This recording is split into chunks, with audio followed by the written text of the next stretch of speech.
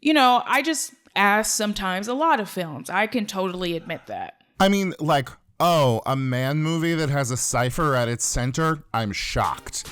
You know? Welcome to Keep It, Cricket Media's show about pop culture and politics and what happens when they smack into each other at an alarming speed. I'm your host, Ira Madison III. I'm a television writer and Fall Out Boy fan. I'm Louis Fertel. I'm a TV writer and Jane Fonda historian. Let's get into it. And welcome back to Keep It, the revamped Keep It, which is not resembling the usual Keep It, but I'm loving the way it's looking. You know what this is like? Saved by the Bell, the new class. And I'm Principal Screech or whatever happened on that show. I don't know. I'm Louis Fertel. You remember me. I'm usually on this show. But we have two new combatants this week. One who is a returning legend, basically the Joan Rivers of Keep It, who has been here enough times and with enough saltiness and rancor to thrill audiences of Johnny Carson. It's Guy Branum. Hi, Guy. Hello, Louis. Good to be here. I don't want to be Saved by the Bell, the new class. We don't remember those children. I want to be Leah Remini from when they went to the beach club over the summer. Wow, what a summer Zach Morris had. He was very confused about both Kelly and Leah Remini. And audiences were thrilled to be introduced to Leah Remini. It was years until we got her in The King of Queens, of course. So I don't know really what she did between Saved by the Bell, the college spectacle, or not the high school, whatever that year was called, and The King of Queens. I mean, before it, she was on the Who's the Boss spinoff, Living Dolls, where she co-starred with, I think, Halle Berry. Yes. Leah Remini, like, truly one of Hollywood's survivors, like Shannon Doherty level. Wow. Thank you for putting that into perspective for me. Oh, wow. That helped. That helped.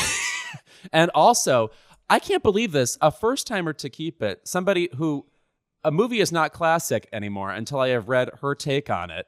And I would just want to say that as a child, I swore I would take no other Angelicas before Houston. And I think this one rises to her level. It's Angelica Jade Bastién, the New York Magazine Vulture writer and sometimes Criterion contributor, who is here today to talk to us about anything and everything. And I fucking love her. Welcome to Keep It. Oh, that's so beautiful. My ego thanks you. Oh, that's what it's about here. Have you met Ira Madison? Okay. Ooh, I laughed a little hard at that. See? Right.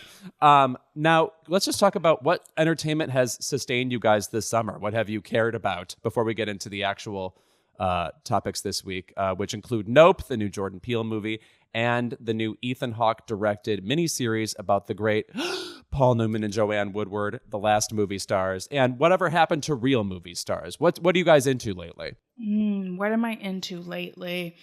Not much that's like new to me, or like new this year, to be honest. Yeah. I am a hater. I have refined my hate for the modern age very well. But I recently watched this really great film called Chameleon Street. It's currently on Criterion Channel right now, and it's from 1989. And it won the Sundance Jury Award the following year. And it's a really amazing, completely indie, low budget film that was able to come up with its money by asking Black business people in Flint, Michigan for help.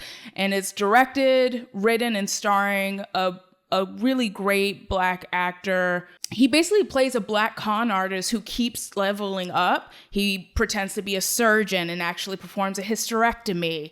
And he pretends to be French. It's like very interesting, very evocative film that I'm surprised I hadn't seen, because I think it's like one of the greats of Black cinema period. And it's just really frustrating that Wendell B. Harris, that's his name, was unable to really find inroads in the industry at all. It's like his only film as a director and star. But I highly recommend it. It's weird and rich and so well acted. It's really stunning that he had this level of talent for a first film at that budget.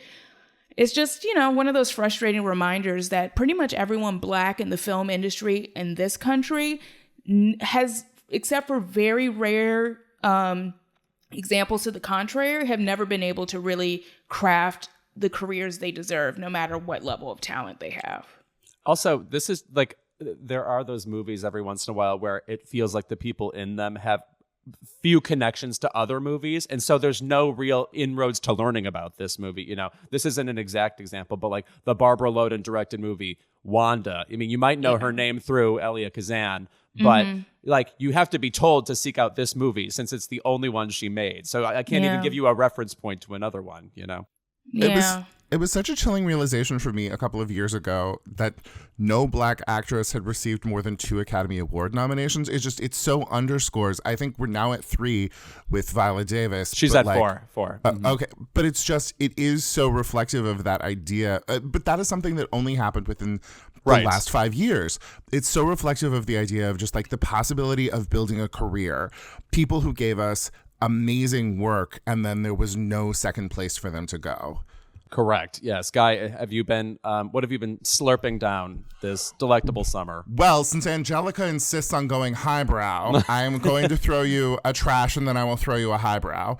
First of all, like, if you would ever like to just lose your summer inside, I cannot recommend UK's Love Island enough. Okay, I just started watching this, so go ahead. Yeah. I mean, it asks the age-old question, if you put a bunch of hot people in one warm place, are they going to end up hooking up? And every season, I love suspense. It manages to answer the question in new and innovative ways. And this season, like, how much they know what they're doing really came to bear in the last episode that came out on Hulu. In a season that was pretty stable, pretty boring, they just took the tallest, hottest guy from season 4 and introduced him into the ant farm. And like, no one understands how to destroy a relationship like Adam Collard. But to go a little bit highbrow, Lewis, have you ever seen Jean Dielmand by Chantal Akerman? No, I'm very undereducated about Chantal Akerman, but Angelica just lit up like the sun. So okay, well, a thing I didn't know about Chantal Akerman, because she made sort of the sparsest sort of like feminist film about being trapped in domesticity. What I didn't realize is that in 1986, she made a musical about the mall.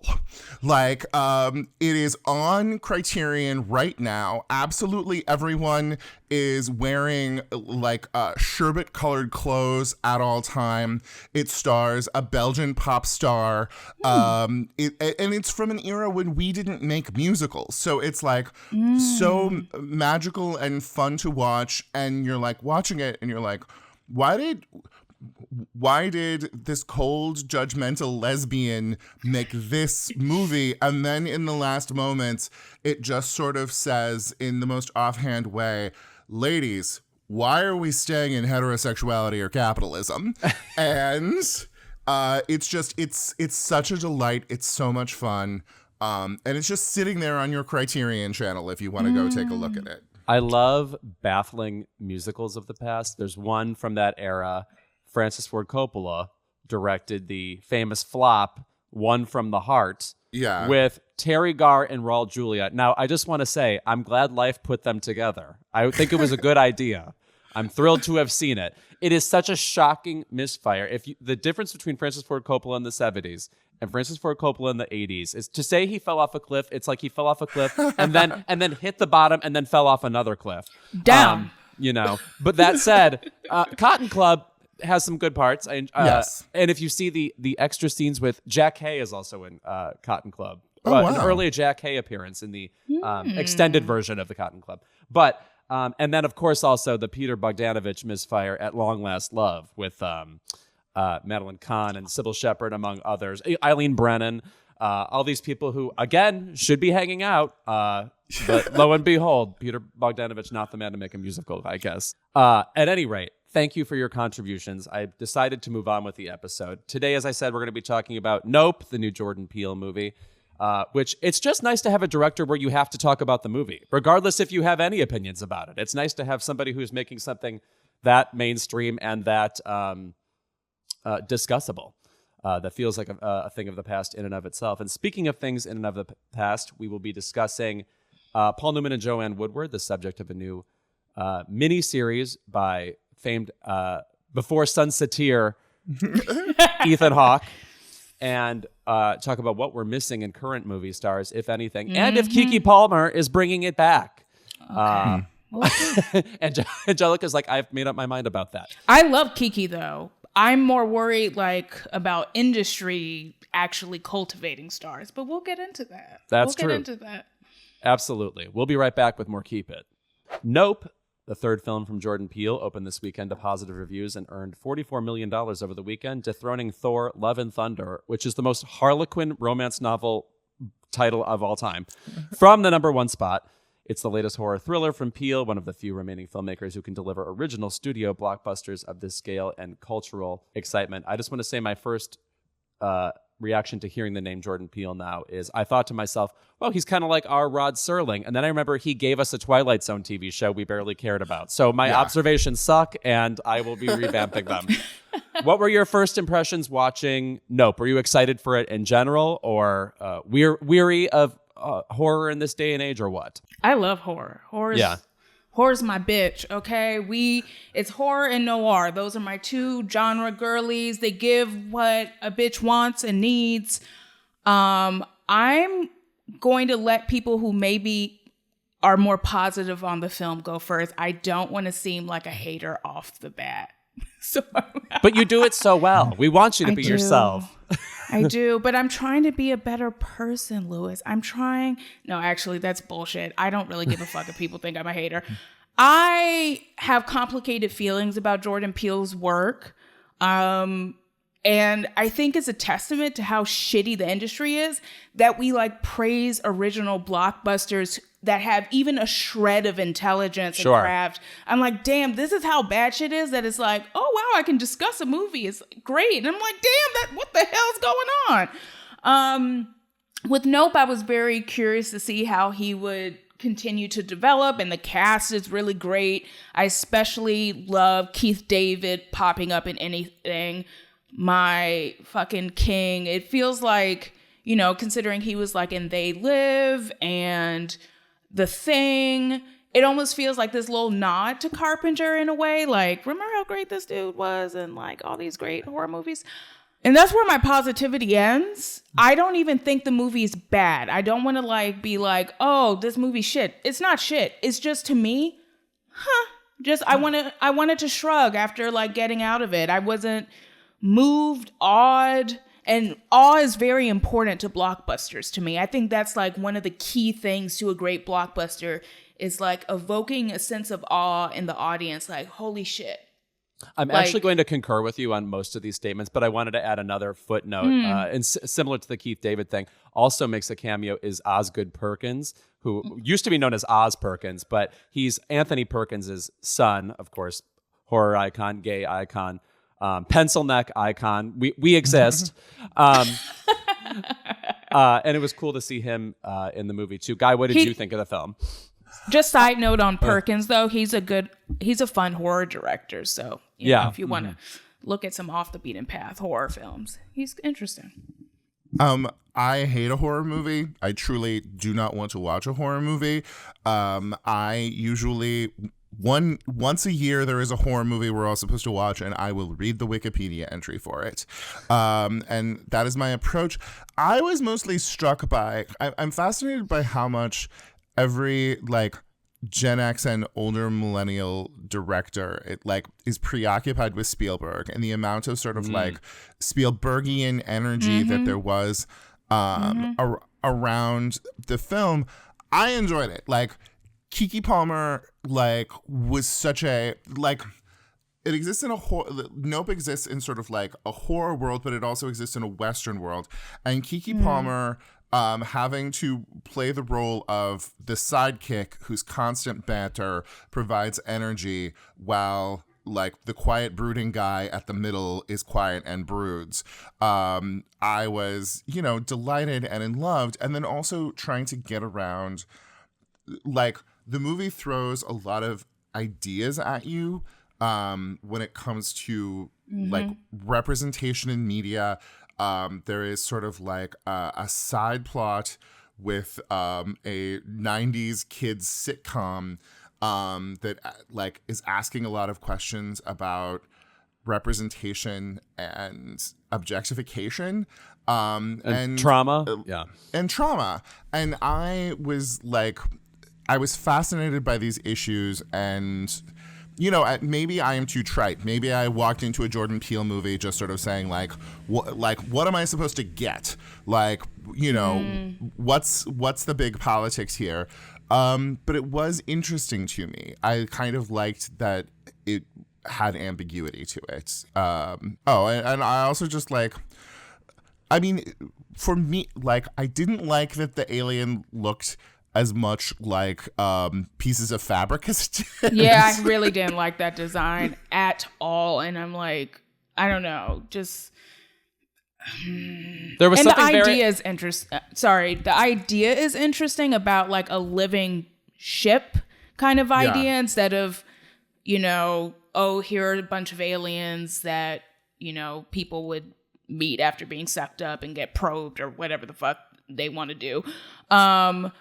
But I just felt it wasn't like everything in the film was just not built upon enough for me. I just felt like even the emotional threads kind of fizzled out, and it was good at gesturing at ideas, but not really exploring them, I guess. Mm-hmm. So we should say that this is a movie about a Black-owned horse ranch where they give horses and animals to movies.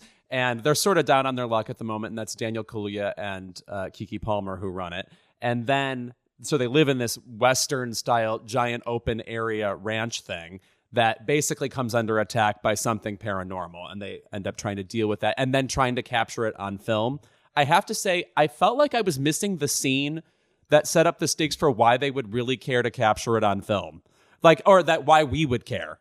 It was just... that to me felt very Spielbergian in the Super 8 mold, and that's not a movie I'm hoping to revisit. You know what I'm saying? But to me, a problem with this movie was, as much as the performances were all pretty good, and I enjoyed the Steven Yeun detour that led us into a reference to 90s SNL, which can't be brought up enough as far as I'm concerned. I felt like this movie wanted to be like The Shallows with Blake Lively, where it's all happening to one person. Because the horror of it is that something is so big and so all-encompassing, but you are stuck beneath it. So to me, that is a scary kind of dichotomy. Whereas with this, it felt like, well, this isn't that scary. Everybody's aware of it, and we can all work together to deal with it. I don't know. It felt like it lost the scary stakes as it went on, because as it began, there are a couple of jump scares that I thought were scary. But the minute you see the aliens, it's like a Shyamalan movie. The minute the aliens appear, I'm like, shrug. Oh, that's what we're caring about, Yeah, I get that. For me, I definitely think Keke Palmer is a charismatic breath of fresh air. She has such great energy. She understands the camera, I think, on a very instinctual level. I just felt like the characters were cutouts, and that can I need just a bit more definition. I need a bit more. And then I was frustrated because I'm like, it does suggest these interesting ideas about their family dynamics. And, there was a few flashbacks to see the father, and maybe one or two played by Keith David. And I was just as it continued, I was like, oh yeah, he's not coming back. They're just suggesting this and not doing enough with it. And I find that frustrating, but sometimes, I just ask sometimes a lot of films. I can totally admit that. I mean, a man movie that has a cipher at its center, I'm shocked. I guess I go into things like this not with the highest of expectations. And I think more than anything, those first 5 minutes when they talk about Edward Muybridge and they talk about just the idea of that sequence is where we learned that horses' feet are sometimes all not on the ground. But that in this very famous photo is a human being whose identity has been removed. I just spent the whole rest of the movie trying to figure out how that fit into the puzzle of there's an alien what wants to eat me. And maybe in doing that, I was giving the movie too much credit, but it made for a fascinating journey for me. Also, let's not ignore this. Brandon Perea is really hot. That's true. There is nothing like watching a man truly fill out a Fry's uniform. Also, there's just something about Best Buy Geek Squad culture that I think should be represented more, and he does really well with that character to bring that kind of quote unquote a pseudo expert feel to that role. But you're right. I felt like this was a bit comparable to the movie Us, and that it's like you're giving us all these threads and you want us to think about them, but I don't know. It's like a rebus I can't solve. You're like, I'm looking at the composite of everything and it's not all fitting together, and I am trying to opt out and just enjoy the entertainment value of the thriller instead. Well, I mean, sometimes it's so like it can be so nice to have something that you can't quite put together, but you really want to know that the filmmaker does. And here, I don't know that I was certain of that. Yeah, I am going to say something a little spicy. Oh, well, you know how pale I am. Can I handle it? I don't know. I watch those Hot Wings shows, and I would pass away. Yeah. Oh, I would fucking kill at Hot Wings. Holy shit. I would be a monster on the. I'm never. That's not gonna happen. I would look like someone set Julie Andrews on fire. That's what it would look like. Anyway. No. That's such an image, though. So I think there's a difference between ambiguity, which I think something like Get Out did have in certain like veins and aspects of it, but not too dramatically. And something like Us and Nope that doesn't feel ambiguous so much as incoherent in terms of how it handles thematics, character. And this is the spicy part. I think Jordan Peele and his success with Get Out has like sort of tricked audiences into believing there's more there. And so they overanalyze everything. I mean, I remember hearing some bonker. Oh, one of the weirdest ones to me was like, from Get Out, I remember seeing this tweet like basically saying, remember the moment where Daniel Kaluuya's main character like uses the cotton to put in his ears, and someone was like, that's speaking so much to our history and our people who had to pick and I was like, Negro, okay, look, not everything in a movie has that level of meaning, that is that grand. I mean, sometimes, but like a lot of times you'll hear from filmmakers, they're like, where the fuck did critics get this? I didn't even think of this being like evocative of their emotions. I just thought it looked cool, which is fine. But and my problem isn't even just that, I don't think Us and Nope are really doing much with their ideas. I think there's also going to continuously be ever vaulting levels of pressure on Jordan Peele in a way that Black filmmakers get far too much, which is you can't just be, hey, this was a shrug-worthy or just fine or enjoyable blockbuster movie. It's like you have to be a fucking genius who's reinventing the wheel every time. And I don't know. I feel sort of bad for some of these filmmakers where I'm like, people are putting pressure on them and the movies and I think this is what happens with Black film. And it's something I've been thinking about a while because of the struggle we have always dealt with in this country and continue to deal with and the aftermath of slavery. Basically, we're like expected artists are expected to have our race on us. It's not just you're making art. You are saying something about Black people as an artist and writer, whatever, especially as a critic. I think this is sort of riffing on a Greg Tate quote from Flyboy in the Buttermilk. But basically, you're tasked with explaining Black people to everybody else and explaining Black people also to themselves. And is that too much pressure on an artist? And I feel like that's like kind of, and I think like Jordan Peele is one of the greatest examples because Get Out was crucial to this Black horror boom we are now in. Them, Candyman, Antebellum, there's so many of them now. And I think there's also a pressure for those other filmmakers to do stuff that resembles Jordan Peele's work because Hollywood like wants to replicate success and thinks the way to do that is to like follow the same mold of film that was successful did. And I just worry about Black filmmakers. And that was something I was thinking about. I was like, even though this is shrug-worthy, I'm glad he exists and is doing this work.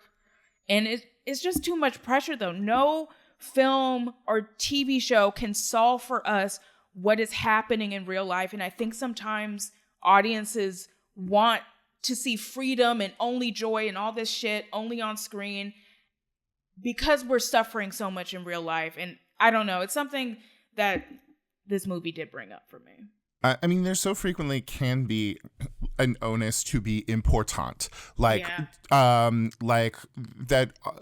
Our pop culture treats stuff made by minority groups either as trash that is just for them. The only way to sort of like liberate yourself above that is to make something that like is important and says something. And there isn't the possibility of just, it's so much harder to make something that's just fun and still have it be respected. Also, I think there's a difference between expecting someone to deliver entertainment and expecting someone to deliver relief, which are two like kind of like parallel threads. But like one, I think, is a much more gargantuan ask than the other. To like, we're asking these people to be monumental unpackers, in a way that you would never just expect of like, or if a white filmmaker did it, we would congratulate them even more because we never had that expectation for them in the first place. Yeah. Yeah, definitely. But, I'm still excited to see how he continues to develop. Spielberg, like, dick sucking though on fucking screen is not fucking interesting to me. And I fucking like a lot of Spielberg's work because he's a craftsman. That motherfucker will give you some shots. But y'all, come on, there's other filmmakers, baby. It's not just Spielberg and like Hitchcock or whatever the fuck. Also, your Spielberg obsession is truly an obsession with the first 13 years of his work. Totally. It's sort of ignoring the fact that like, by 85, he was making The Color Purple. Like by, that he turned his head to more interesting things than, wow, this cipher of a little boy goes on an adventure. Yeah. This is always erasure. I thought you were going to get into the latter stage works of Audrey Hepburn, and you failed me. All right. I also want to say it is. This movie was largely entertaining throughout, but again, it felt to me like, first of all, the set piece that becomes the linchpin for the end of the movie, I felt was very obvious. I thought like they wouldn't have introduced this thing unless it was going to be crucial later on. And this movie is distracting you with a whole lot of other images and fantastical things, but I always knew it would come back to that. Do you know what I'm talking about? This is a spoiler, the wishing well picture taking yes. thing. Oh, yeah. I mean, and it was also like that was the most sort of like grossly Spielbergian, like, isn't making movies magic, you guys? Like, it's just a series of photographs in a row. Oh no, it's like you're saying this is Jordan Peele's Hugo. Oh no. Oh no. Oh, yeah. I also think what a Chloe Grace Moretz. Yeah. In the same way that like that magical realization that like if there's a movie that doesn't have women in it, I don't really care to watch it. There's just something about having a nemesis that is that much of like a cipher that we have so little insight into. And I thought that the brief moments where OJ was using the energies of animal training at the beast were the most interesting. I thought we were going to get somewhere towards insight, but not really. And also, I just want to say also, the problem with Us, I thought too, was similar in that it felt like the movie was throwing 30 similes at you, and yet you didn't know what it was comparing it to really, or what was being compared. So you were sort of like, these are all clues to a larger theme, but here are all the clues. Like, that's it, I'm not a forensic pathologist or whatever. I can't put it all together. But anyway, all right, so we did our best with this movie. Go see Nope so you can contribute and tell us how we were wrong, which is always my favorite thing to do on the internet. When we come back, We will discuss Paul Newman and Joanne Woodward, and also Ethan Hawke, and also every other actor that we like. The Last Movie Stars, a new docuseries on HBO Max directed by Ethan Hawke, dives into the lives of iconic Hollywood couple Paul Newman and Joanne Woodward, who, by the way, is the oldest living Best Actress winner. This, of course, follows the fact that Olivia de Havilland selfishly left us at the age of 187 recently. The series reenacts transcripts of long-lost interviews with modern actors filling the roles of Hollywood royalty, including George Clooney voicing Paul Newman and Laura Linney as Joanne Woodward. Before we get into this, I just want to say, George Clooney is not exactly the right choice to voice Paul Newman. There's like George Clooney has like a nefarious smile under everything he says, and Paul Newman is much purer than that. It doesn't really work out for me. Paul Newman is more like a Henry Fonda. There's a Midwestern stoicism about whatever he does, though he is, and I don't mean to diss the Fonda family, much more talented than Henry Fonda. Oh, obviously. I disagree with you about Paul Newman, though. Oh, well, let's fight. I'm angry. I see why you're saying that, but if anything, watching this docuseries, I was like, damn, this man was cold and complicated and a functioning alcoholic. But I was like, oh, that makes sense why you could play a character in a film like HUD, which is I think top 2 That's or 3. my favorite Paul Newman movie for sure. I think it's probably my favorite and my favorite performance of his. And also, did it ruin American culture? Possibly. Maybe. It's always interesting watching older, I hate the term anti-hero, but anti-hero films. And you're like, man, this is way more interesting and complicated. People learned the wrong lesson from this movie. Also, let me just say, HUD, a movie that knew when you said anthrax, that anthrax is going to show back up. This power of the dog bullshit anthrax is no HUD anthrax. We should say just about this series in general. I actually expected it to focus specifically just on their marriage. And it really gets into the performances of both Paul Newman and Joanne Woodward, whether or not they were co-starring together. I'm really pleased to see it get into the performances of Joanne Woodward, which I feel like have gone largely under-discussed over the past 20, 30 years, and I have so many that are my favorites. Well, it's that classic problem of you have a celebrity couple who are equally famous when they get together, and then the man has another 30 years of a career, and the woman raises some children and makes some very interesting movies that no one really thinks about or talks about. But, she won her Academy Award in 58? He won his 30 years later. Lewis, you use the classic dating system for Oscars that I do. She won 457 in 58. Yes. Thank you.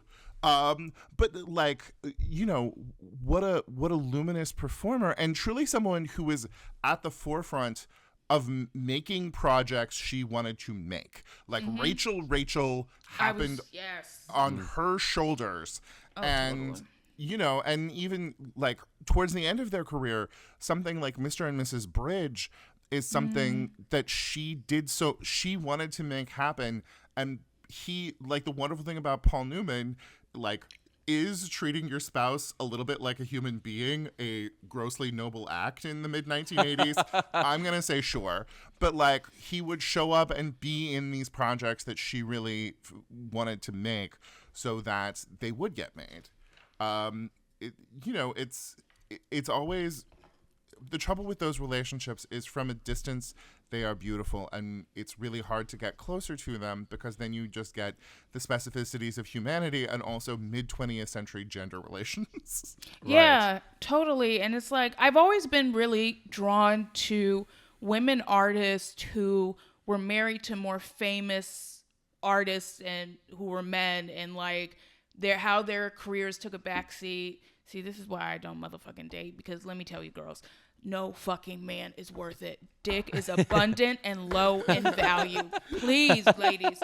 Anyway, but I was really struck. I think it's the second or third episode where we hear about how Joanne Woodward thinks of motherhood. And I was really struck by two things. She described being a mother as it was horror, and she meant it in the sense that, like, you know, if you're on the set, you feel bad that you're not with your kids. If you're with your kids, you're like longing to be doing your art and feel frustrated, right? But I think the most interesting quote was, quote, "If I had to do it all over again, I might not have children. Actors don't make good parents." I was so struck by that. Wow, in your face. Yeah, take that, Angelina. Right.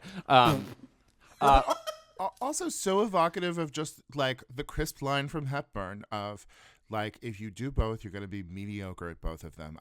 I knew I had to be good at one or the other. And like it, but Katharine Hepburn came from a different era of star when sort of being the cold professional one was a possibility, where I feel like those women who came of age in the late 1950s, early 1960s, like they gave these very nuanced performances. They were such nuanced like actors, but also like something softer was expected of them. You know? Totally. Yeah. That quote, I think, falls in line with what I think I love about the best Joanne Woodward performances, which is there's a pragmatism about her characters, but also like a real saltiness, and which I think is atypical for female characters in movies at that time, like to be that snide, really, you know, especially in a romantic role. And for that reason, I have said a couple of times, and I keep thinking this the more I see movies of hers, she really was the original Kirsten Dunst to me, where like you're watching somebody who has like a little bit of a disgust in their eyes a lot of the time, but it's always colored in. It's not just, she's not just an eye roll of a performer. There's like a whole world to these people. Yeah. And like I easily could see her in Power of the Dog in that role. That to me feels like a Joanne Woodward role, you know. But there's lots of movies of hers that have flown under the radar. Have you ever seen the effects of gamma rays on Man in the Moon Marigolds? Oh my God, she is so really amazing in it. Yeah, I need to see that, but I was like, oh, why are like Newman's work as a director like not stream? Most of them are not streaming. You have to kind of just get a DVD that's you know, not the best looking. And I'm like, damn, you know, someone needs to work on that, because I actually think when they collaborated, you know, with him as director, her as star, that was just like, I always find that sort of dynamic, like seeing two people who are in a couple who are, you know, who are artists, like be each other's muse. That's just so interesting to me, especially because I don't know, like we don't really think too much about women having muses as much as we think of men having muses. Totally. Oh my gosh. Lewis, have you seen A New Kind of Love? I have not. It is just a straight up rom-com from 1963 where Joanne Woodward plays a dowdy woman who copies the newest French fashions. Newman is a Playboy journalist, and she ends up getting a Paris makeover. Like, thank you, Mrs. Harris. And then pretending to be a high-class prostitute to amuse him. And it is just, it's so lovely to see the two of them just in something that is like purest fun. Like, yeah, totally. I like that. I love when like good actors let themselves just be in a comedy. Yeah. Come on, be in comedies, y'all. You can, well, maybe not some of y'all can do it, 'cause some of y'all bitches ain't funny. But, yes. But also, there specifically about Paul Newman and Joanne Woodward too, I think a thing we're missing from the more recent crop of movie stars is specifically the kind of actors that other actors do interviews about. Like where we have to ask people, what is it about that person that I can't stop thinking about? And somebody who is so specific in this regard, and I've been obsessed with this on YouTube recently, is people talking about Marlon Brando. Now, here's the thing. I like Marlon Brando. I mean, obviously love Streetcar Named Desire and On the Waterfront and Godfather, whatever. I'm not fascinated beyond belief. Like I get Same, it. Like he brought like a carnal urgency to a lot of what he did. He's a scary performer sometimes, engaging, emotional, whatever. But I don't need to like unpack him for the rest of time. Meanwhile, male interviewers, namely Dick Cavett, I'm pointing out Dick Cavett right now, obsessed with finding out what it is about Marlon Brando that makes him tick. And the tenor of the conversation is always like this. The first question is, what do you think of Marlon Brando? And they're talking they're talking to some actor like, who's coming to mind? I don't know, Dennis Hopper or Carl Malden or someone like that. And they're like, oh, when I first saw him, I was really bewitched by him. He really brought something in On the Waterfront I'd never seen. Carl Malden's obviously in that movie, bad example, but moving on. Yeah. Then the second question is it true on the set of X movie that Marlon Brando hit you with his car? And then they're like, he did, and I didn't understand it at the time, and I don't know why he did that, but Marlon's a complicated artist. Like, even the people who were victimized by his weird on-set behavior still are propping up his legend. Well, and who would we ever do that to now? Like, they would be so called out rightfully. You know? I mean, the trouble is that, like, we only apply the notion of genius to men. Yes. Like, men are geniuses, women are vehicles for other people's geniuses, and I feel like a lot of our most interesting and highest functioning actors of the last 30 years have tried to do tried to do a lot, and thus we have seen a lot of them. They have been technicians. Like, there isn't the same level of mystery around, like, a George Clooney or even a Warren Beatty, just because, like, we've had to see them work in so many directions, and, like, you know, I would say that kind of mystique exists mostly around people who are just, like, clearly monsters or mentally ill-behaved people. Yes, yeah. Right.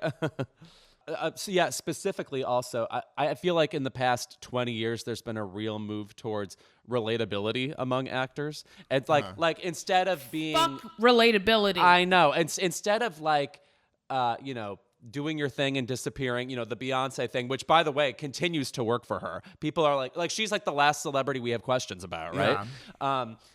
But, like, it does feel like we're now behind what I'm going to call the Kristen bell curve, where it's simply about every interview you do is, I can't believe it. I slipped on a banana peel. I can't believe it. My child cried the other day. It's like everything is like, oh, that happened to me before, or that could happen to me. There's nobody out there. I don't know. I mean, I can think of maybe Miles Teller as an ill-behaved celebrity. I don't know. Is he really the last thread linking us to, these weirdos of the past? When it comes to mystique, there's no performer I have more questions about than Alfre Woodard. And we don't ask those questions. She makes the weirdest fucking choices and has managed to make this, like, beautiful career out of doing something the way nobody else would. And I don't know, like, I just feel like she's somebody that we would never be obsessed with. She's somebody that we would never... I'm obsessed with her. Of course you are. But I want more interviews where people are asking people who worked with her, like, what it's like to have that sort of, like, energy in a scene with you. Yeah. Also, she's the interesting case of somebody who I think has been nominated for like 775 Emmys and then only won the Oscar for that for a weird performance, or like not a weird performance, a shrug of a movie. Like, that's all we can really give her, That's upsetting. She was really great in Clemency and had that it held on her face and just silence, and she's walking out and it doesn't cut. Ooh, I was like, ooh, that's some acting, baby. I love it. She's also one of those performers who's amazing, but never gets to be more than 15% of a movie. Like, Clemency is like the very rare example of something that's about her, as opposed to her just being this, like, weird little moment in Grand Canyon. By the way, what a dead reference. Grand Canyon was, I believe, a screenplay nominee at the time. It's a Steve Martin movie, right? What is it about? And it's like an ensemble? It's Lawrence Kasdan trying to make like something that is Big Chili-like, but it's basically just like it's essentially kind of Crash. Like, don't we have such big divides between all of us in Los Angeles? But better than Crash. Great Alfre Woodard performance. Passion Fish. Very surprised she was not nominated for that. Great performance. But Angelica specifically, you've written so wonderfully about your favorite stars of the past. You just wrote something about Double Indemnity recently. Who are the, like, silver screen icons who loom largest to you that you find yourself fascinated with? There's so many because they've lived such interesting lives, and it goes from everybody like Teresa Harris, who played the black best friend in the pre-code Barbara Stanwyck movie Babyface. And she has like one of the most distinct and illuminating quotes this was around the 40s, but it was in a Negro newspaper. Negro, but you know, it was in a black newspaper, but they called it Negro. So that's why it like popped in my head first. And she basically said something to the effect of, you know, they only allow me to play maids and like these small characters, and I have so much more to give, but it will never happen in Hollywood that like to that degree. And I was like, oh, I want to learn more about her. Butterfly McQueen, also like a really, really interesting woman. But then also I'm like obsessed with like, you know, the huge overwhelming stars like Marlene Dietrich. I'm like obsessed with the biography her daughter wrote about her. Ooh, I was like, it's a thick bitch, but it is like, first of all, really well written, but I was like taken aback about how much shit she was talking about her mom, and I was like, girl, me too. Ooh, fuck moms. Mommy issues for life. And then of course, if you know me, you know, probably there's a few actors that people probably most associate me with from the like classic era or even into the 60s. Like probably the latest era would be someone like Alain Delon. Like I'm obsessed with him. Like, you know who else is obsessed with Alain Delon? Madonna comes up quite a bit. Anyway, moving on. I've noticed that. Okay, yeah. But anyway, yeah. Marilyn Monroe, because like all mentally ill women, I have some weird protective nature towards this white woman I will never meet. It's the weirdest thing, but I know so many black women who are very protective about Marilyn Monroe, and they're all like, you know, we're all a little fucked up, but that's okay, girl. And then of course, Betty Davis, my bitch. I used to think in high school that, I'm such a narcissist, that I was maybe the reincarnated version of her because, like I was born and she died in the same year, and I was like, maybe the soul I got. Is that 89? Like, yeah, 89. Yeah. Same year as Lucille Ball. You can count on me for death years. Okay, go ahead. Oh, yeah. Death years, it kind of bothers me how much I remember them.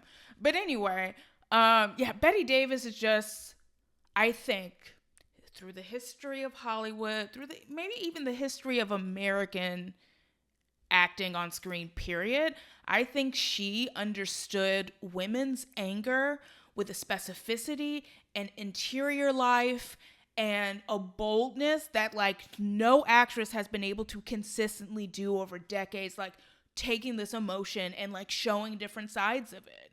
You know what I mean? Like even something like, for example, in This Our Life, where she basically plays one of the most racist motherfucking white women ever, where I did laugh when she kills the kid, like, you know, runs over the kid, and she like looks back and she's like, oh, fuck this shit. And I was like, girl, that is so fucking funny. But the whole dynamic with her blaming it on the black chauffeur of the family, and that scene in the jail where she's trying to get him to like lie for her, and he's catching on to what she wants. It's like the dynamic is so interesting. But then she sometimes shows like, I think, the beautiful side of women being angry about how the world really puts these strictures and weight on our lives that like, it, you know, holds back our freedom as artists, as just human beings. Like in something like All About Eve, which to me is like up there with like A Sweet Smell of Success as like near perfect to outright maybe even perfect films, which is not a word I usually use to describe a film. But man, like she is, I remember the first time seeing All About Eve, I got really into Betty Davis as a teenager, and in college I took a class, Star as Auteur, on Betty Davis, so I got to study. Shout out to my college teacher, Jeffrey John Smith. You are the reason why I'm a critic today. Like, teachers really be changing shit. And he was, you know, he's like a flamboyant older gay man who just like loved these stars. He also, I took a class, Star as Auteur on Betty Davis, Star as Auteur on Cary Grant, and a whole class on Gone you're a with the big Cary Wind. Grant person. Yes. Yeah, I love Cary. Ooh, he's an interesting figure too, with regards to like how dramatic a difference the Archie Leach to the Cary Grant persona.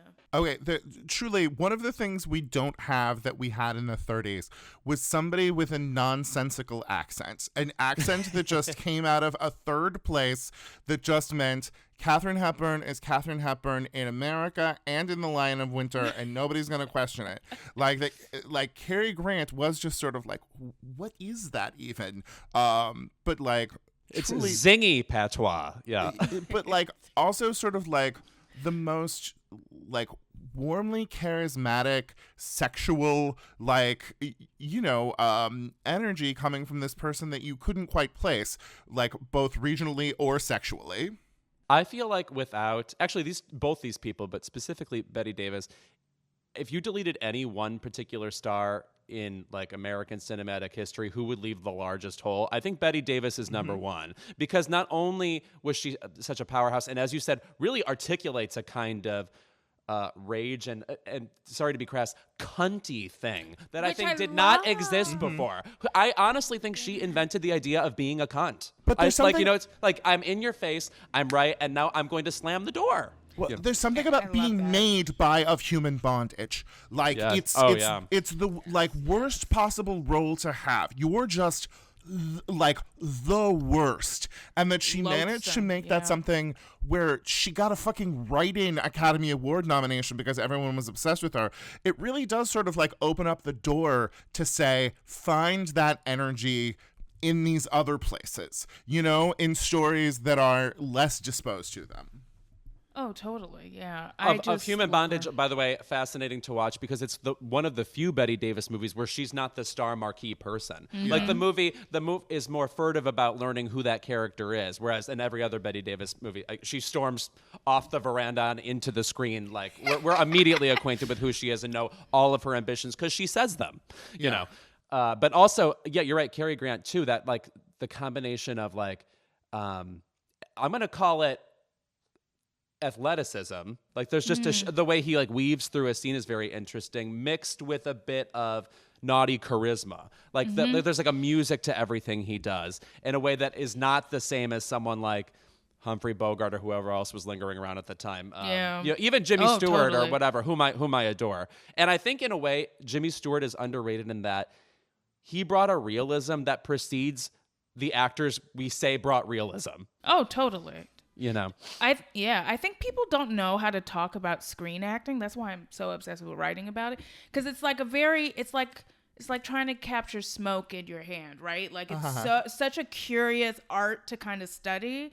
But I think, I believe stars can be auteurs. And the problem with Hollywood today is we don't have star auteurs for a number of reasons about the industry that I think is less about the talent, although there are some of these kids, I do not, you're going to have to explain it to me. You know what I mean? Like, but I want more star auteurs who have like these long, interesting, rich careers and have some control over their image in an interesting way. But I think the relatability factor you mentioned earlier, Lewis, and just IP is now the star. So that's what takes precedence. And like, sure, these actors post like these, superheroes.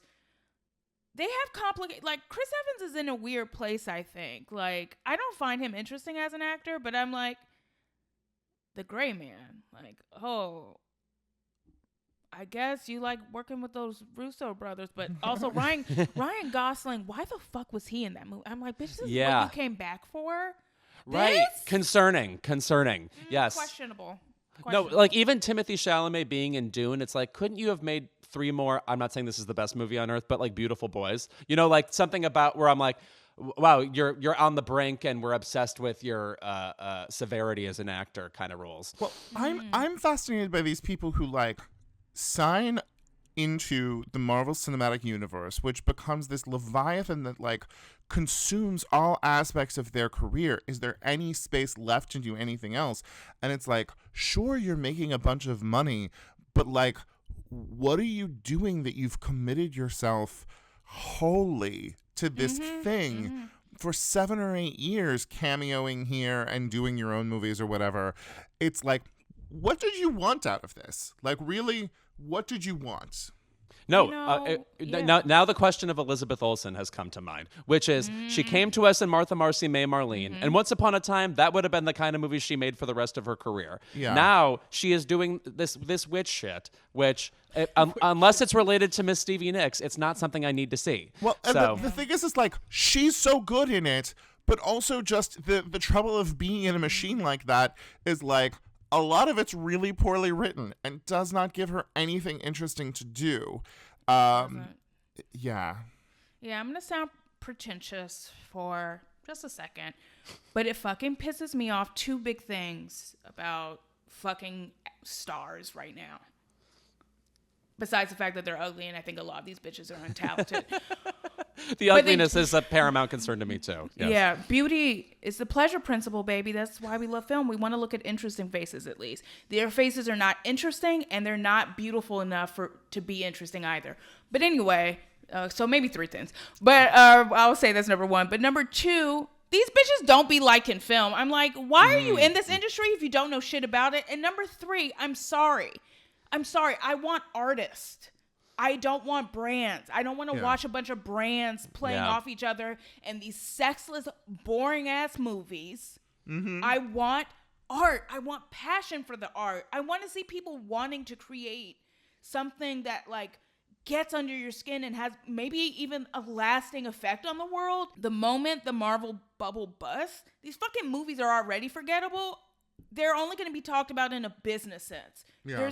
They're shit. I'm sorry. They're shit.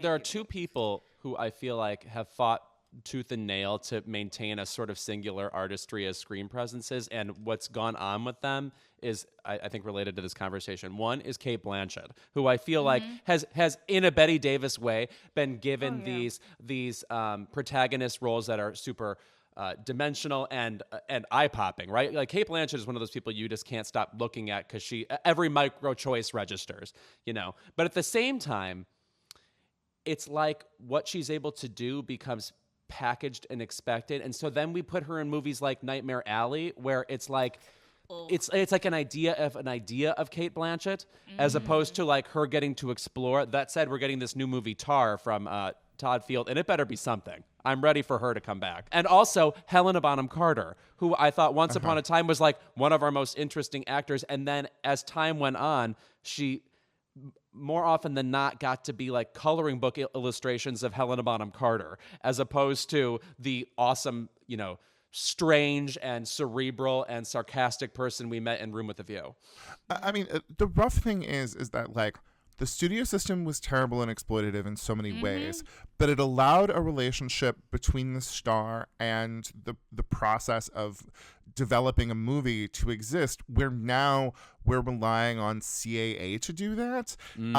And like, I think like having everything flow through kind of douchey bros at agencies leads to this like sort of restricted notion of what these people do, and as you guys were saying earlier, this attempt to just recreate the success that we knew before. And for these people who aren't making their own stuff, like you want to know what happened to Helena Bonham Carter? Ismail Merchant died.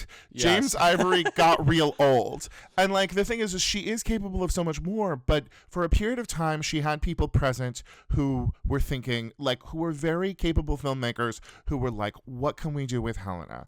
Yeah. And I think it, you know, it is rough when you're just having, especially as a woman gets older, like, and especially, like, I feel so sorry for those actresses born in the late 40s, early 50s, just for the fact that, like, for Glenn, the good role every year is gonna go to Meryl. Yeah. And then Glenn has to put together a career around that. And she's done a beautiful job of it, but it required compromises.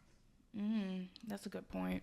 Yeah, when you look at the filmography of Glenn Close, it's not like she would necessarily always like play the roles Meryl got. Like they're not kind of like one-for-one replacements for each other or anything. But when you read through all her roles, it does feel like 6 are missing. You know, like, you know, that are like the size and scale and power that she can deliver. That said, I do believe Glenn is the rare actress a movie actress whose best role is TV. I think Damages is the best thing she ever did. I really dug Damages. I haven't like gone back to rewatch it, but I was watching it while it aired, and I dug it. I love her performance in it. It's like a beach so read that's actually amazing. Yes. Yes, we need more beach read cinema that is fun, where I just like, I want some pleasure. You know what I mean? I just want to feel like, ooh, this is fun, bitch. Ooh, these people are hot. Ooh, Shouldn't streamers be positioned to do that for us? Like, there was a brief period of time when, like, Netflix was giving us kind of an indie-ish rom-com every Friday. Like, and I was like, cool, this is going to be great. And then the thing is that, like, it is this Spielberg obsession, like everyone is like, I don't know that it's a Spielberg obsession, but it's like everyone wants to make a gigantic movie. And now you have these streamers that are trying to make gigantic movies, and it's like, who makes Under the Tuscan Sun for us right now? Oh my God, I love Under the Tuscan Sun. I would love like an Under the Tuscan Sun with some lesbians. Black lesbians specifically. One a little more fun. Under the Hyundai Tucson sun. Yes. But like, it's just, I feel like film is in such a weird place. And someone tweeted this to me when I was saying on Twitter a little bit ago, I need to take a break though. Whew, what a demonic place. Yes. But basically I like said something like, and I was being nice by using this word, but I was saying television is aggressively and tellingly mid right now. Like, just so mid to like not good that it's like, all right, because there's so much stuff out there. So of course, just law of averages kind of thing. Let me tell you a theory. We have been done in by the 8 to 10 episode season, because seasons are no longer television seasons. Seasons are now a pilot. Like, everybody's first season is just giving you an interesting idea, leaving you on a cliffhanger, and you're like, what a great show this could be. And then the second season comes back, and it's not a fucking show. And it's why, you know, like, I'm really excited to... Star Trek Strange New Worlds being my God, it's so good. It's so much fun. It is episodic. No, absolutely. When I realized they were just going to do a body switch episode for an episode, I was excited. And when the next one decided that it was going to be aliens, I was like, this is not for me, but good for you. Also, I'm looking forward to seeing 22 goddamn Abbott Elementaries. Like, I am looking forward to seeing somebody have to make a real fucking season of television. Yeah, I mean, you know, the TV I grew up on, like, I feel like the best example from like the 90s that I think people should pay more attention to, at least, is Deep Space Nine. Oh, interesting. I'm a huge Star Trek fan. That's the one with Jerry Ryan? No, that's Voyager. That's Damn it. Voyager. Okay. It's okay. It's okay. Yeah. But like, basically, like, Deep Space Nine, especially second season onward, still, like, you know, because they have long ass seasons. There's lots of episodic. It feels very episodic in certain ways, but they have emotional arcs and certain like larger arcs happening that like provide a good through line. It's really balanced narratively in a way that I think that's why Strange New Worlds is so good, because they obviously took some lessons from Deep Space Nine, but like, I think the problem is, people doing television, like, television was looked down upon. And don't worry, everybody, I still kind of look down upon it because, like Betty Davis, I'm a cunt who loves film. Right. But, you know, I feel like then people working in television, especially as filmmakers, have moved over. They're like, I think sometimes like they're like almost embarrassed, like, and I think you shouldn't be like that and be saying, because like saying, oh, I'm not making a TV show, I'm making an 8-hour movie. It's like, no, you're making a TV show and you need to treat it as a TV show, because TV has different narrative and visual constraints and dynamics. And I feel like people don't accept those constraints when I actually think they would open up some really cool ideas. Like, Angelica, have you watched The Bear yet? Yes, I've watched all of I've The not Bear. seen it yet. Yes. Yeah. I just thought that The Bear. Look, I'm annoyed with half hours that don't have jokes in them. But too. The Bear doing the job of telling a concrete story over 8 episodes, but telling a distinct story within each of those episodes was just like, thank God someone paid attention in class. Like, shouldn't we be expecting this out of all of our shows? Bitch, it's a TV show. Yeah. But yeah, The Bear was good at that. I'm a Chicago girly. I've been living in Chicago for over 10 years. That's what I'm going to start saying. So it sounds like it's less. So it was just, interesting to watch it on that level. But yeah, I appreciated it for that reason too. Because it's just like, yeah, you have stories within stories, and that's how it works. You have your emotional arcs, but you can focus on like this one problem in an episode. Yeah. And I like that. It's like, it makes you savor storytelling in a different way. And I think that's something to be embraced. I think to get back to a point you made earlier, I think a reason a lot of current allegedly prestigious TV is mid is that TV is really good at imitating what prestige looks like, which is to say they cast that big prestigious actor. There are these kinds of pauses. Like there's a feel to prestige. And Guy, you on Pop Rocket famously had a term for this, which was faux-tige, you and Karen Tongson. But there's a sense of, you can tell it's going for an elevated, award-worthy thing, but and people can be fooled by that, even though it's just it's a retread of other things you've seen before, for example. Like one of my new favorite breeds of camp is a television program that is very certain that it's good, and it's very not. I am, of course, speaking of Showtime's The First Lady.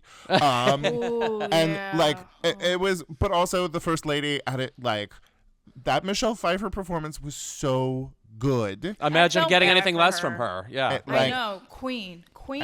But Even Britney Spears knows this. She posted about her I recently. loved that. I thought it was cute. Britney Spears also posted an obscure Natalie Imbruglia song recently called Leave Me Alone. And I just want to say, I'm not like a Britney stan, but you can tell the last time she cared about music for real was 1998. And that's me too. So actually, Britney and I are now in conjunction. You want to talk about real star. Like that is a human being who, as long as, we're all hoping things continue to go well, but like what weird energy she brings to us and how much I appreciate it and love her for what she's bringing. No, Instagram only has like 3 good things going for it. It's like that and Amy Mann's weird daily comics about mundane things in her life. And I don't know, abs? What's the other thing? I don't know. Anyway, thank you all for that. What a edifying conversation. Paul Newman and Joanne Woodward, thanks also. We'll be right back with Keep It. And we're back with our favorite segment of the episode and also the only part of the episode with a name. So naturally, it's our favorite segment since it's the only one we've called the segment. Moving right along. It's Keep It. And Angelica, since you're the newest member of the Keep It fold, I'm going to force you to begin. What's your Keep It today? I was originally going to talk about the reaction to the Till trailer. I don't know if you noticed that came out and like it sparked another conversation about Black trauma that I thought was so threadbare and empty. But I don't want to talk about that because that's too heavy. And talking about Negroes with white people, I have a limit with that. Hits a limit where I'm like, I'm done. This was cute. But I got to talk about Brad Pitt in that skirt. Oh, sure. Yeah. Okay, Brad, I know you're not listening, even though I've written quite a bit about you, and it's all really fascinating. I actually ranked all his performances, so I know so much about Brad Pitt at this point. My brain is that's so melting. many performances. My God, I lost my mind during it. I had like months to write, but I was like, oh my God. But Brad, first of all, I appreciate skirts on men. Like, do that. Great. I just wish the outfit was better. And 2, I don't trust your bitch ass, okay? I'm noticing all these little sources talking shit about Angelina. I see what you're doing, bitch. I see what you're fucking doing. You're relying on this certain level of misogyny and you're playing like this, oh, I'm a cool, like, great guy and she's holding me back from my kids. Like every deadbeat dad. And I'm sorry. I don't fuck with deadbeat dads. I have one, and that was enough to deal with. So, Brad, get it together emotionally. Like, what the fuck are you doing? But also, I am reviewing Bullet Train, and it better be good or I'm going to be mad. I am seeing that on my birthday. I'm going to be in the Chicago area. Are we going to be at the same screening? I hope so because I bought my ticket. You can meet my friend Andy, and you'd be like, oh, that's the kind of person Lewis is friends with. Hello, Andy, who listens to this podcast. What I was going to say about Brad Pitt, I have to say, I've mistrusted him specifically ever since his awards run for Once Upon a Time in Hollywood, totally. where every time he gave a speech, it had like 10 jokes from like the writers of Brooklyn Nine-Nine or something. Like I was like, you didn't come up with that? What? Who's writing this? Corny as shit. And he is smart, though. I think he's one of the most cunning stars. Him becoming friendly with Jennifer Aniston during his like Once Upon a Time in Hollywood like lead up to his Oscar. The Gwyneth Paltrow interview that came out recently. He's basically shoring up goodwill and like a certain nostalgia points. It's just super interesting watching him and his team work. And there's definitely a team at play there. Now, I have to ask about this Brad Pitt list of performances. What is way higher up than we would expect? Did California kill? No, I'm trying to think. What is the surprising one? I don't think there were necessarily a lot of surprises. I mean, the top three was like a lot of recent work. I really loved him in Ad Astra, Once Upon a Time in Hollywood, but the assassination of Jesse James by the Colorado Ford is like my bitch. I think it's more interesting on the this is what is super low level. Like rewatching Interview with a Vampire, I was like, oh, you're like not right for this and you're too stiff because I don't think you understand the right way to play the role, but I did appreciate all the homoeroticism. My thing with the Interview with a Vampire is whenever there's trivia about the highest grossing queer cinema of all time, like Interview with the Vampire gets to be at the top, and it's like, no, we just have no rules for what this is anymore. No, you know? The way people talk about quote unquote queer cinema, quote unquote black cinema, it is the most, but especially queer cinema, because I'm like, just because it has gay people doesn't mean to me it's queer. Queer is also a sort of artistic lineage of how you're kind of bucking trends and like doing more interesting shit. Yeah, subversion or something. Yeah, there needs to be something else in it. Yeah. Yeah, don't give me boring fucking straight seeming shit. You know what I mean? Well, also, what like the sheer tonnage of queer cinema that is just straight people talking about us. That is like no gay people involved in the process at all, and is just bullshit. Straight people speculating about what our lives might be like. And straight people speculating has only led to hell. So let's not. Y'all need to stop speculating. Also, y'all need therapy. And kissing scenes between women where they only touch each other's hair. I am truly obsessed with straight women pretending to lesbian kiss. Oh my God, you're right. Oh, yeah, that's true. The MTV Best Kiss Award, when occasionally there'd be like a pseudo queer one, it was always two straight people, and then they would get to go on the stage and be like, "Oh, isn't that naughty?" and then run right off with their golden popcorns. Yes. Guy, what is your keep it this week? Okay, Multiverses, you can keep it. Please don't tell me a story and then unmake the story you told me because there are lots of dimensions. That's not interesting to me. Please tell your story based on the way that human beings work.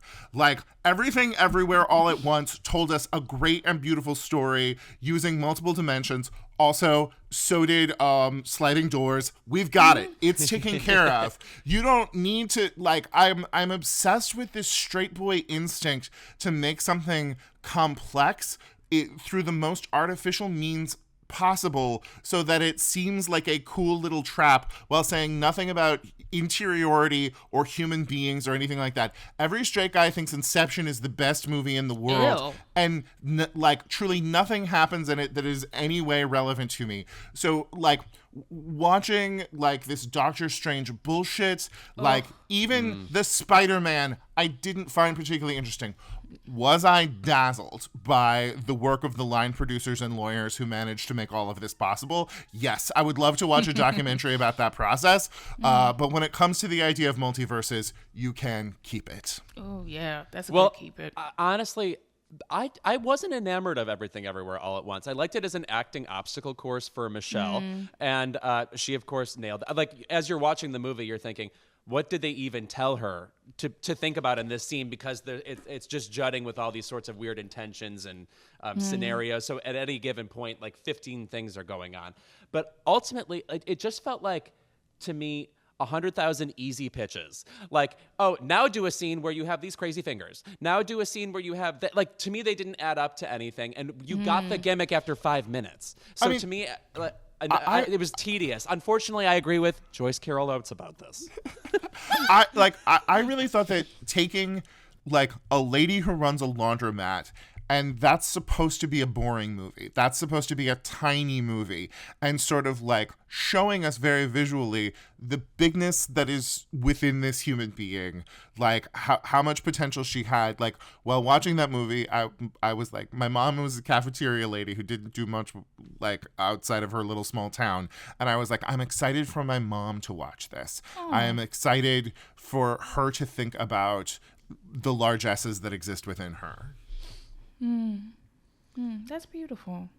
I felt the movie also was a bit obsessed with you finding it impressive. Like, can you believe we're moving this direction? What about this direction? Look, and this direction? Lewis, at the end of the day, it's a movie by a two-boy directing team who are my least favorite thing on the planet. Like, seriously, a two-boy directing team walks into an office in Hollywood and says anything, and the development execs start salivating. Like, they just can't get enough of them.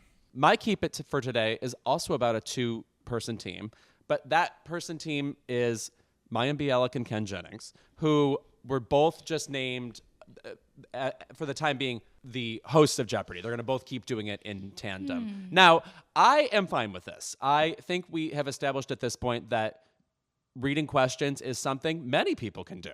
And in fact, there wasn't a ton of X factor to what Alex Trebek did, even though there was some. I think Alex Trebek was really good at intensifying the stakes of Jeopardy.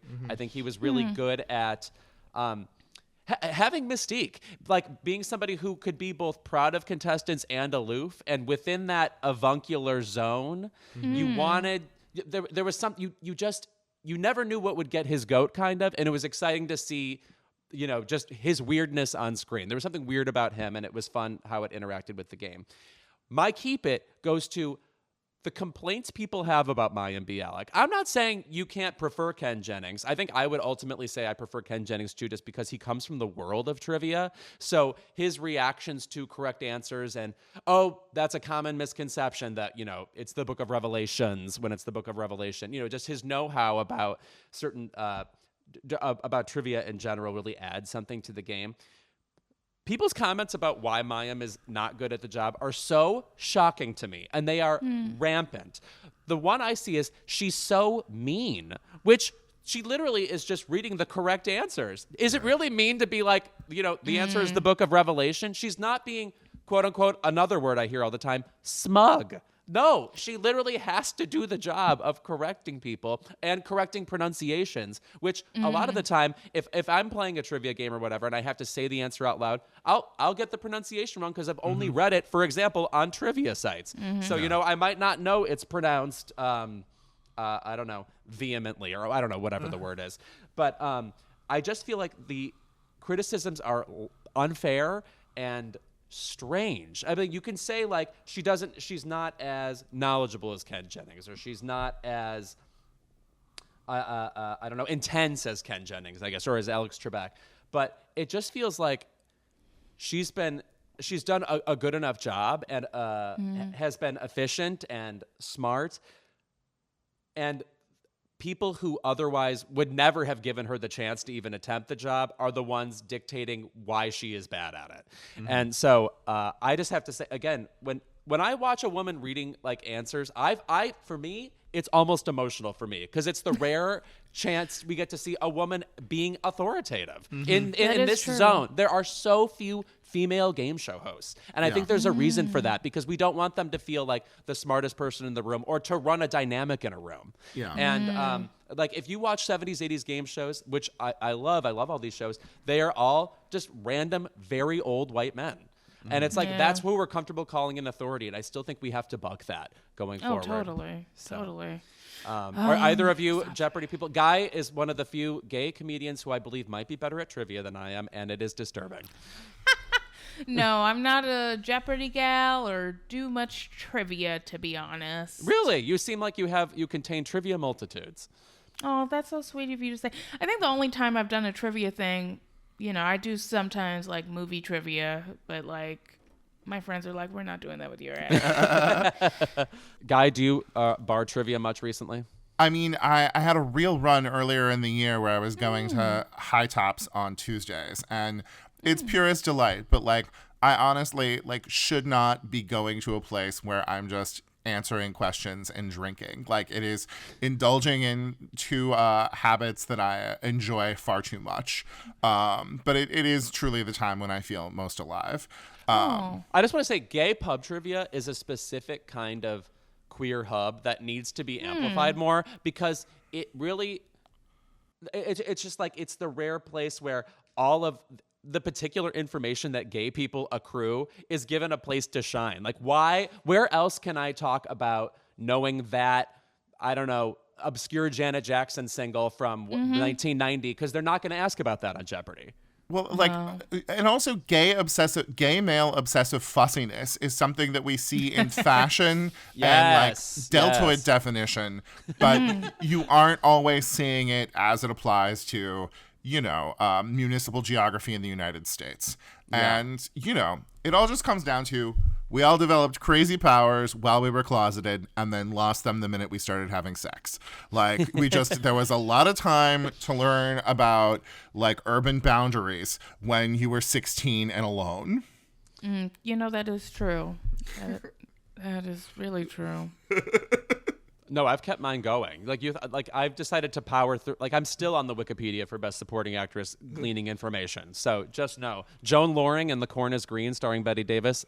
I see you and respect you. That movie, oh my God. There are some Bette Davis movies that I was like, girl, I love you, but I can't watch this, and I still watch it. That Bette Davis and Katharine Hepburn both made The Corn is Green 30 years apart from each other fascinates me. That is fascinating. They're the same age.